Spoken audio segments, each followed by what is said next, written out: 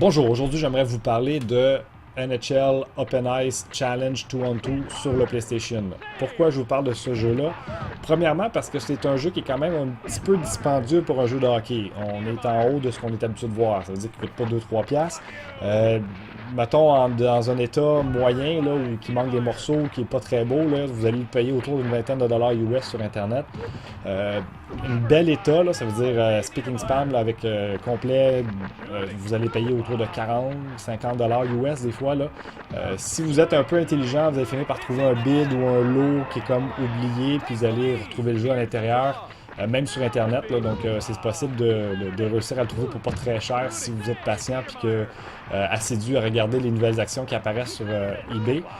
Sinon, ça se trouve quand même bien, je vous dirais. C'est certain que c'est rare, là, mais ça peut se trouver encore dans les marchés aux puces, pawn shop. Moi, je l'ai trouvé dans un magasin de location il y a quand même pas super longtemps, peut-être un an ou deux. Là. Donc, c'est possible de le trouver malgré tout parce que c'est un jeu de hockey et on est chanceux au Québec, on a acheté pas mal de jeux de hockey, donc ce jeu-là en fait partie. Vous pouvez réussir à le retrouver pour pas très cher et ben vous avez trouvé un petit gem qui vaut plus que ce que vous avez payé. Ça, c'est le fun à savoir. Deuxièmement, ben, au niveau du gameplay, les critiques à l'époque l'ont un peu démoli étant donné que c'est un port qui est pas... il est quand même assez fidèle, il ressemble quand même pas mal au niveau de l'arcade, mais peut-être pas aussi beau et aussi bien fait. Donc, ce qui fait en sorte que la version PlayStation avait été pas mal diminuée. La version à l'ordinateur qui était sortie aussi était peut-être, parce qu'à l'époque, il est sorti à l'ordi et au PlayStation, en plus d'avoir le cabinet d'arcade.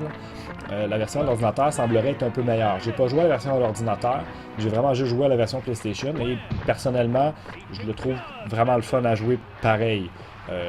À moins d'avoir le cabinet là, dans ta cave, puis de jouer à la vraie version d'arcade, je pense que la version PlayStation est probablement la plus fun. C'est possible de jouer à 4 si vous jouez sur PlayStation 1 avec le multipad, sinon sur PlayStation 3, je crois aussi que c'est compatible. Au niveau du gameplay, on a un... Graphiquement, comme je dit, c'est un peu bizarre, c'est comme du 2D mélangé avec du 3D. Ça fonctionne quand même bien. Au début, on trouve ça un peu étrange, là, mais la vitesse de jeu, puis pour ceux et celles qui ont déjà joué à Wayne Gretzky Hockey au N64, vous allez être direct dedans. Et personnellement, j'aime pas trop le 3D bizarre de Wayne Gretzky, mais ça fonctionne quand même bien, ok? Il est vraiment le fun à jouer parce que ça ralentit pas du tout, puis des fois ça ralentit à cause du modèle 3D, le gameplay. Donc, de jouer à la version 2D, même si c'est pas, si je le compare au 3D un peu bizarre, là, je pense que je préfère le 3D pareil. Parce que même si c'est pas si pire en 2D, c'est quand même aussi un peu bizarre, puis ça fonctionne peut-être pas aussi bien. Au moins, les deux jeux restent très rapides et fluides, donc c'est quand même très jouable. Puis étant donné qu'on peut jouer à 4, un peu comme à la version de Wayne Gretzky, ben c'est le fun. C'est certain que il s'est vendu beaucoup moins que la version de Wayne Gretzky Hockey N64, puis il y avait moins de PlayStation 1 au début quand c'est sorti que de N64 aussi. Et le fait qu'on pouvait jouer à 4 facilement au N64, comparativement à lui qu'il faut avoir un multipad, puis nécessairement des accessoires qui sont peut-être plus coûteux et dispendieux à avoir à l'époque, fait en sorte qu'il est moins disponible et pour ça qu'il est un peu plus rare. Reste que ce jeu-là est vraiment le fun à jouer avec des amis.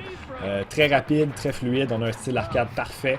On est vraiment dans l'évolution, on voit une progression et des influences entre la série Wayne Gretzky à l'époque et le Hit the Ice entre autres. Et vous allez voir plus tard, on va réutiliser ce jeu-là aussi sous d'autres formes et même mon jeu préféré est vraiment influencé par ce style-là. Donc de hockey je parle. Donc vraiment là, on a vraiment la progression avec ce jeu-là. C'est le fun d'en parler parce que justement on l'oublie un peu, il fait pas partie des collections des joueurs et pourtant c'est un jeu qui est un peu recherché.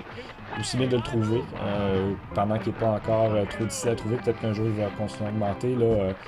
Ceux celles qui font les full sets et autres, c'est des jeux qui sont quand même pas faciles à trouver. Donc, et moi, ben, personnellement, je trouve que c'est un bon jeu, donc ça vaut la peine d'être joué et trouvé. Donc, 2-on-2 Open Ice, exclusif pour le PlayStation 1, est un excellent jeu.